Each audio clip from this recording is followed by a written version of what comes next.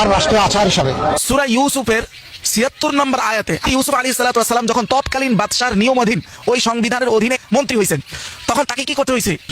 ওই নিয়মগুলোকে সাথে সাথে তিনি বাদ দিতে পারছেন?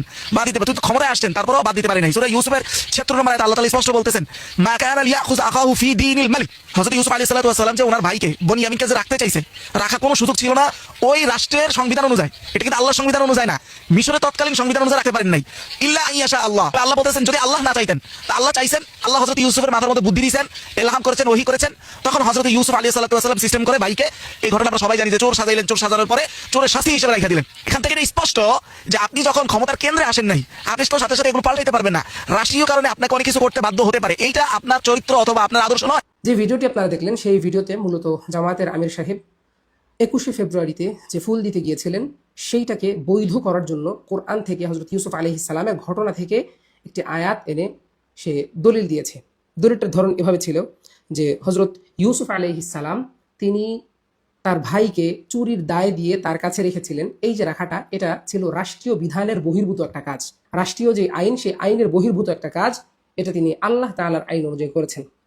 আমার প্রশ্ন হলো যে ভাই, একটু মাথাটা খাটিয়ে দেখেন তো, যে সে দলিল দিচ্ছে জামায়াতের আমিরের অবস্থার সাথে ইউসুফ আলাইহিস সালামের অবস্থার, যেখানে হযরত ইউসুফ আলাইহিস সালাম রাষ্ট্রীয় আইনকে পিছনে ফেলে দিয়ে আল্লাহর আইনকে মেনেছেন, আর জামায়াতের আমির সাহেব আল্লাহর আইনকে পিছনে ফেলে দিয়ে রাষ্ট্রীয় আইন মানার জন্য রাষ্ট্রীয় আচার হিসেবে সে ফুল দিতে গিয়েছে বা খাম্বা পূজা করেছে। এই যে বিষয়টা, সে যে কেয়াস করলো, সে কোন ধরনের আলেম যে সে যে কেয়াস করলো, তার কথার সাথে তার দলিলের তো মিলই নেই। এইভাবে হচ্ছে এরা আপনাদেরকে ধোঁকা দিচ্ছে, আর আপনারা সেগুলোকে বসে বসে গিলছেন। যে ব্যক্তির কথার সাথে দলিলের মিল নাই, পুরাই উল্টা, যেখানে ইউসুফ আলাইহিস সালাম আল্লাহর বিধানকে মেনেছেন রাষ্ট্রীয় আইনকে ফেলে দিয়ে, সেই কাহিনী দিয়ে সে দলিল দিচ্ছে জামায়াতের আমির সাহেবের রাষ্ট্রীয় আইন মানার ক্ষেত্রে আল্লাহর বিধানকে ফেলে দিয়ে। তাহলে একটু বোঝার চেষ্টা করেন যে ওরা আপনাদেরকে কিভাবে বোকা বানাচ্ছে। আর এই সমস্ত ব্যক্তিরা যারা কওমি থেকে ঝরে পড়ে যাওয়া পচা ফুল, তাদেরকে জামাত সুন্দর করে তাদের নিজের কাছে নিয়ে তাদেরকে বিশাল বড় আলেম হিসেবে উপস্থাপন করছে মানুষের কাছে, এবং তাদের কাছ থেকে দার্স গ্রহণ করছে।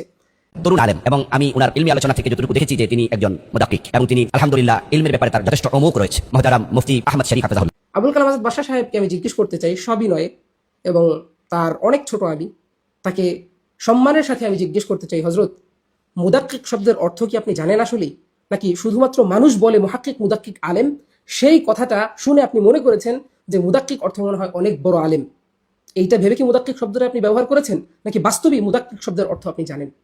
ইলমি ক্ষেত্রে প্রত্যেকটা শব্দের একটা ওজন আছে, যে ওজন অনুযায়ী যেই ব্যক্তি এটার যোগ্য তাকে ওই শব্দটা দিয়ে ভূষিত করতে হয়। শব্দ একটা মুখে আসলো, বলে ফেললাম, এইটা কিন্তু ইলমি ইসতিলাহের সঠিক প্রয়োগ না। এই জিনিসটা আপনাদের জানা উচিত। তো এই ধরনের মুদাক্কিক থেকে আপনারা এলেম গ্রহণ করেন। তো জামায়াতের ভাইদেরকে বলবো, আপনাদের আলেমরা কেমন আলেম সেটা বোঝাই যাচ্ছে, যে এই ধরনের উল্টাপাল্টা বুঝ যারা মানুষকে উল্টাপাল্টা একটা গোজামিল দিয়া কিছু লাইক ভিউ কামাইছে, ওদেরকে জামায়াতের আলেমরা এবং বড় বড় আলেমরা তাদের মুফাসসিরদের যে সমাগম হয় সেখানে আইনা তাদের কাছ থেকে দর্স গ্রহণ করে, আবার তারা বলে খুব ভালো আলেম, মুদাক্কিক আলেম। এই হচ্ছে জামায়াতের আলেমদের অবস্থা, এবং তাদের নিজেদের ইলম শেখার জন্য আলেম নির্বাচনের অবস্থা। জামাতের ভাইরা, আপনারাই দেখেন যে আপনাদেরকে কিভাবে তারা বোকা বানাচ্ছে। আল্লাহ তাআলা আমাদের সকলকে সঠিক বুঝ দান করুক। কথাগুলো দেহ দিয়া না, শক্তি দিয়া না, মাথা দিয়ে একটু ভাইবেন, তাহলে আশা করি ইনশাআল্লাহ সঠিক পথ পাবেন।